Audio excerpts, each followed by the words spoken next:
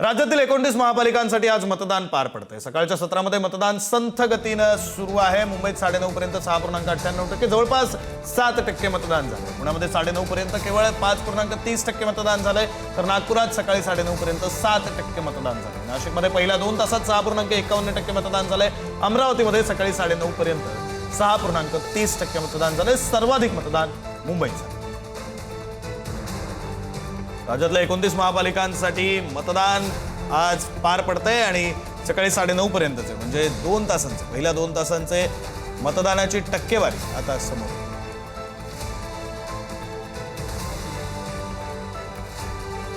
आपले प्रतिनिधी सुशांत सावंत आपल्यासोबत मुंबईतून जोडले गेलेले आहेत। पुण्यामधून आपले प्रतिनिधी ज्ञानेश्वर चौतमल आपल्यासोबत आहेत। सुरुवातीला सुशांत यांच्याकडे जाऊया।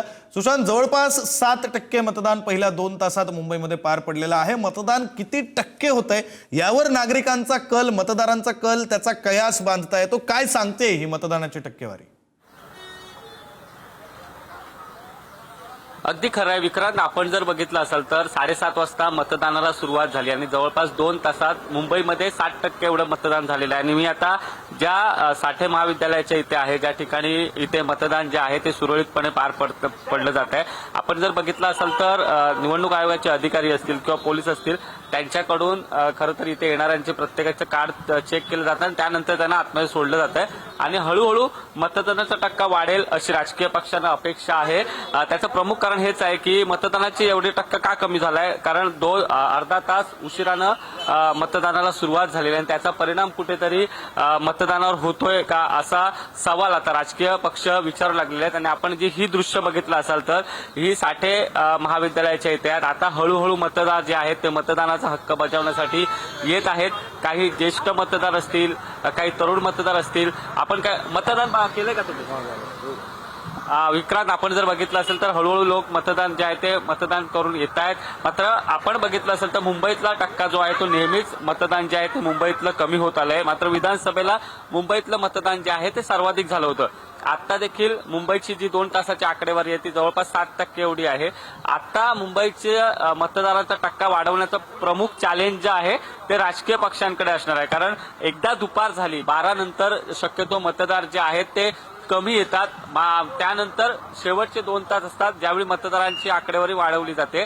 आता आपण बघतोय आता जवळपास आपण पाहिलं असेल तर आता थोड्याच वेळात दुसरी आकडेवारी देखील येईल। आता 11:08 झालेले आहेत आणि आता खऱ्या अर्थाने आकडेवारी कशी वाढते हे बघणं महत्वाचं ठरणार आहे। या ठिकाणी हे साठे महाविद्यालय, या ठिकाणी काही वयोवृद्ध मतदार आहेत, त्यांना व्हीलचेअरवरून आणलं जात आहे, त्यांना मतदान केंद्रापर्यंत घेऊन गेलं जात आहे आणि हे पोलीस अधिकारी जे आहेत ते या ठिकाणी प्रत्येकाची स्लिप जी आहे ती तपासतात आणि त्यानंतरच त्यांना आतमध्ये सोडलं जाते। त्यामुळे अर्थातच विक्रांत, आपण पाहिलं असेल तर मतदानाची आकडेवारी टक्का वाढवण्याकडे आता सर्व राजकीय पक्षांचा कल आहे। प्रत्येक मतदाराला बाहेर काढणं हे खरं मुंबईमध्ये कसरत असते, कारण मुंबईत बऱ्यापैकी झोपडपट्टीतील मतदार जे आहेत ते मतदानासाठी येतात, मात्र हाय राईज सोसायटी असतील त्या ठिकाणचे मतदार येत नाही। आता हाय राईज सोसायटीच्या मतदारांना कसं बाहेर काढायचं याचं प्रमुख आव्हान जे आहे ते सर्वच राजकीय पक्षांकडे असणार आहे विक्रांत। बरं सुशांत, तुम्ही जोडलेले राहा। आपण पुण्यामध्ये एकदा जाऊन येऊया। पुण्यामध्ये आपले प्रतिनिधी ज्ञानेश्वर चौतमल आपल्यासोबत जोडले गेलेले आहेत। पुण्यामध्ये 5.5 पेक्षाही कमी 5.30% मतदान पुण्यामध्ये झाले। ज्ञानेश्वर, काय प्रमुख कारण सांगता येतील, कारण अपेक्षेपेक्षा कमी हे मतदान म्हणावं लागेल? सगळ्यात महत्त्वाचं कारण म्हणजे अनेक ठिकाणी ईव्हीएम मशीन ज्या आहेत त्या बंद पडलेल्या आपण पाहिल्या। नादुरुस्त ईव्हीएम मशीन होत्या आणि त्यामुळे काही ठिकाणी तास दीड तास मतदान जे आहे ते नागरिकांना करता आलं नाही। नागरिक तसेच खोळंबल्याचं आपण पाहिलं। आता सध्याची सगळी परिस्थिती जर आपण पाहिली तर पूर्ववत सगळीकडे ईव्हीएम मशीन सुरू झालेल्या आहेत आणि मतदान सुरू झालं। मात्र अगदी सुरुवातीच्या टप्प्यात ज्या ठिकाणी ईव्हीएम मशीन बंद पडलेल्या होत्या तिथे मतदारांना मतदान करता आलं नाही। हे एक मतदानाचा टक्का कमी असण्याचं कारण आहे। दुसरं महत्त्वाचं कारण म्हणजे लोक अजूनही घराबाहेर पडताना आपल्याला बघायला मिळत नाहीत। वृद्ध लोक किंवा वयस्कर लोक आपण बघतोय की मतदानासाठी बाहेर पडतात, मात्र तरुणाई अजूनही दिसली नाही पुण्यात। सकाळच्या सत्रात बाहेर पडलेली. अपेक्षा करूयात की दुपारनंतर ही सगळी मतदान प्रक्रिया जी आहे, तरुणाईचा उत्साह जो आहे तो आपल्याला बघायला मिळेल. पण आता तरी मतदान केंद्रांवरती आपण बघतोय की सकाळच्या सत्रात जास्त गर्दी असेल अशा पद्धतीचा एक अंदाज होता, मात्र तशा पद्धतीचं चित्र काही बघायला मिळालं नाही. आत्ता सगळ्यात महत्त्वाचं म्हणजे 12 नंतर काहीशी गर्दी पुन्हा एकदा कमी होईल आणि संध्याकाळी 3-4 नंतर पुन्हा एकदा मतदान केंद्रांकडे मतदार येतात का हे पाहावं लागेल.